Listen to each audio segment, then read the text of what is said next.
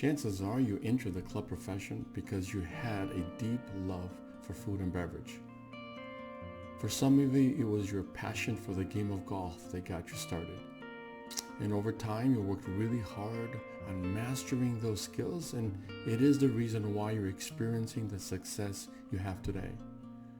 But over time, you realized that those skills were just not enough to either get you promoted or to assume a leadership position at your club or somewhere else.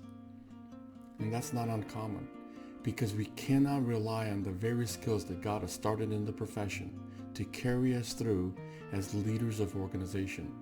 The skill sets required to be an effective leader are very different than those that you are acquiring today. So what are we going to talk about over the next 3 days?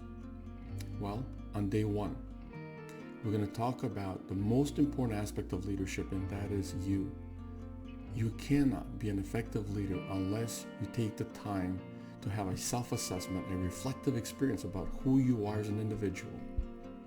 So we'll spend 2 hours discussing the 5 traits of emotional intelligence. On day 2, we're going to talk about leading others, especially your team.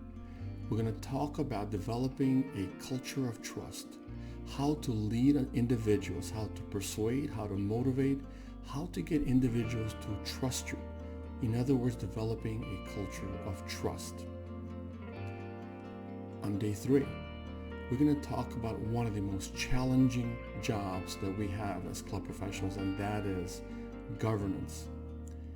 In these 2 hours, we're going to talk about how do we get our committees to go in a certain direction? How do we communicate effectively with our boards and our club president? How do we influence them? How do we nudge them in a certain direction? How do we disagree respectfully?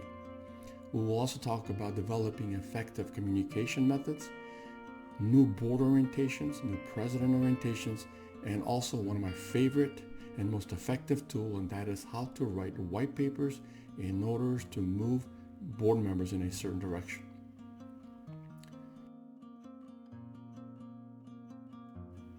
You see, many of us wrongfully assume that our club legacy will be based on the operational improvements that we make at our clubs or the millions of dollars we spend improving our club facilities.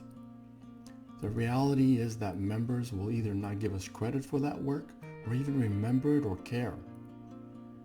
Our employees don't care what we build, how much we spend, or what we say. What they do care about and remember is the impact we have on their lives during our tenure as leaders.